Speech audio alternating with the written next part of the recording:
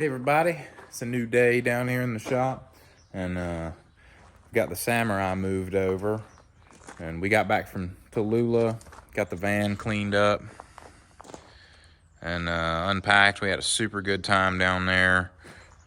If you watched the last video, you'll see all that, but got the Samurai in here, and I want to take you over a couple things on it.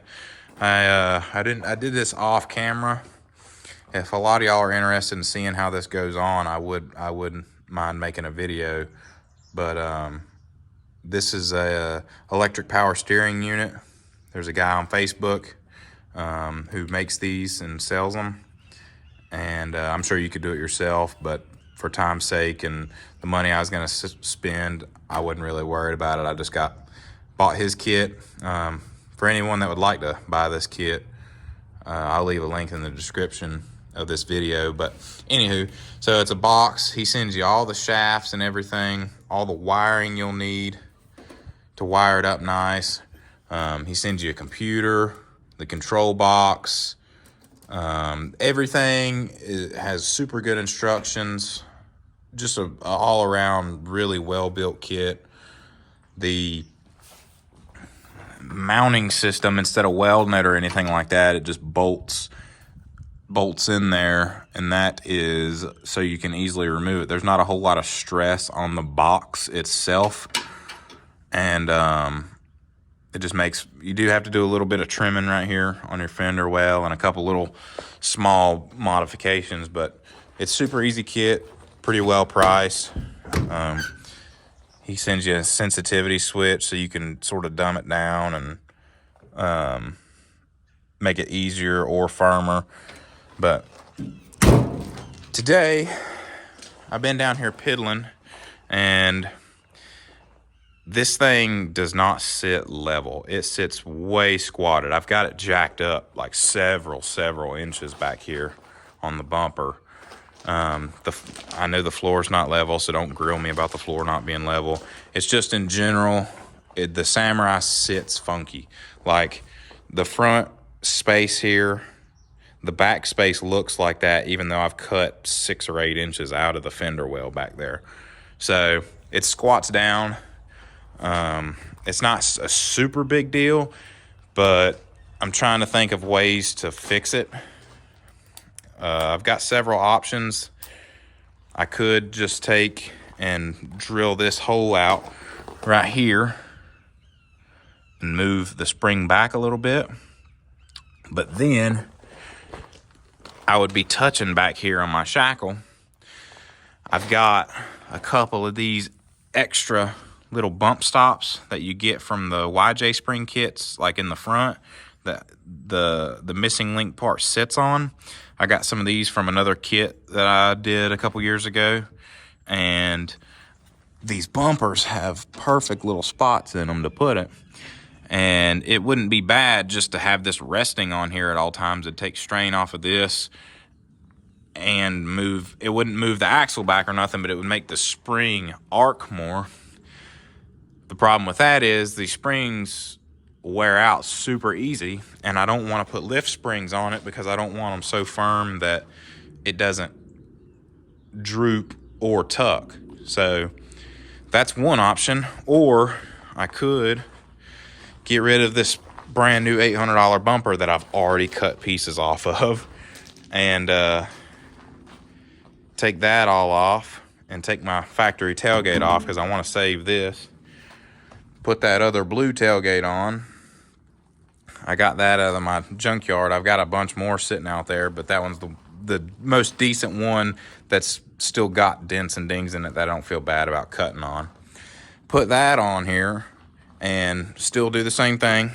Put this on this hole further back and cut the frame at an angle right here and pooch it out to where, and take the body mount off, pooch it out to where this is sitting sort of straight up like this, and then figure out a way to cut this section of my bumper off to where it'll still be out here. The bumper will just sit, out here, and then I would weld the tailgate shut to the body and then I'd have to come back through here like this and go all the way down or into the tailgate to make it, because if I do it that way, it's going to end up stretching the rear probably to about here, which is going to put this tire back here, you know. So when it's tucked into the body, it's going to be just bashing all this, and I don't want to cut up my Maxxis tires. So there's lots of different options, but for now, I think I might just try the little bump stop, or I might even just leave it for now and then put links in the rear or something. The front flexes and stretches super good. If I do links in the back, it would be a lot easier, and I wouldn't have to modify my frame as much. And it's really not that bad of a process, especially if I buy the I can't remember. It's like the Rock Assault or the Trail Slayer or something. It's a Toyota axle housing with special shafts because Toyota axles are centered. So Toyota axles are centered. This axle housing that I'm talking about that they sell, I think it's like $1,500. It moves the center section over to where the center section is in line with the output of the transfer case. Right now I've got a double cardan shaft or a DC shaft in there, and that's just to soak up the vibrations and stuff of having it centered.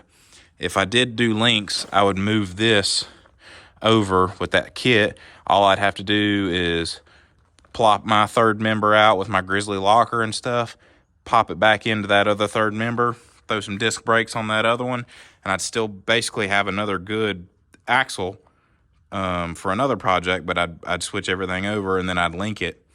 That way I could run coils back here, and my shock placement would be super easy, and it would make everything better. It'd just be, you know, more expensive and time consuming. And I'm not going to do anything like that right now because next weekend is our Windrock trip.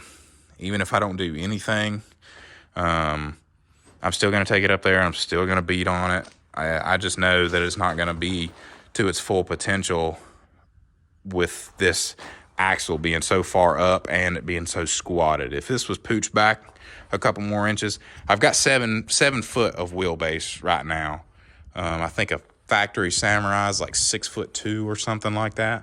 So I've got, I mean, it's moved out quite a bit, but if the back was stretched out just a little bit more and had links under it, or if I tried to cut the frame and do it up like that, I think it would make it a whole lot better, having that extra little bit of wheelbase.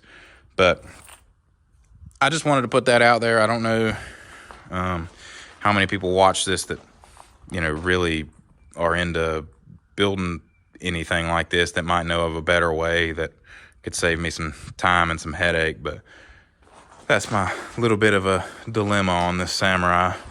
So I'm definitely going to take the camera along and show y'all wheeling next week. And we're still going to beat on it. I'm still going to have a good time. It was on my mind to put that out there.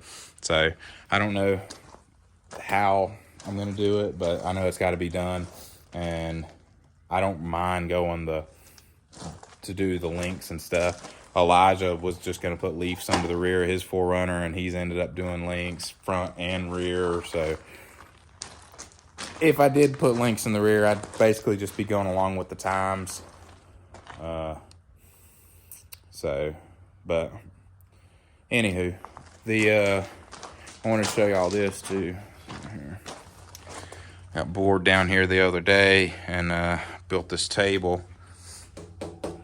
So my poor little wooden table's got a bunch of dings and like bad spots in it, and it's wobbly and weak. And I used to build custom steel buildings, and this was our little table that our chop saw mounted onto. And when my granddad retired out of that and sold his business off, I bought this little table and the chop saw from him. The table was just open 2 1/4 inch galvanized coated tubing. Let's see, you can sort of see it under there. So I just went around and I wanted to have a nice lip on all the edges to be able to, you know, hang clamps and stuff off of. And I've got all these sheets of this 1/8 inch over there, which I know a lot of y'all probably think 1/8 inch isn't enough, but we're not going to be beating and, you know, doing crazy stuff on this table. It's just a nice flat surface to work and draw stuff out on and not have to worry about, you know, dimples and weird little humps and stuff in it. So just slapped this piece on here and welded it around and ran my plasma cutter across here, and so I even got my little vise mounted down to it. I took another plate of this 1/8 inch I got and went around right here on the corner, bolted the vise through. It's into the tubing of the table too, so the vise is super firm. But we're gonna put some little shelving on the bottom. We'll throw the chop saw on it, and I've got a couple porta bands and stuff like that we'll throw under it. So I wanted to show that to you guys. But yeah, if anybody sees this and knows any better way to do this, I guess get with me or comment or something. But as far as I know, either going links or just trying to go the simple route and cut the frame. Well, I mean, it's not going to be simple. It's just going to be a lot cheaper to cut the frame and move everything. But I don't know if I really want to go that permanent. I don't want to be building just a buggy that's not my original Samurai, because this thing's got a lot of sentiment. You know, I drove it all through high school and stuff like that. So I don't want it to just be a built buggy. I want it to still mostly be Samurai. So yeah, thanks for watching, and make sure to tune in. I've been trying to post 2 videos a week. It's super hard to do, especially with limited budget. It costs a lot of money to, you know, buy new products and install them, and it takes a lot of time up. But make sure to subscribe. It doesn't cost anything. It's easy to do. You don't have to turn the bell on or whatever to notify you when I post something. It'll just be, you know, you see me on your home feed or whatever. But make sure to subscribe, like, and if anybody knows any better ways to do this, comment and get with me, and maybe we can do a little collab. So appreciate you guys watching.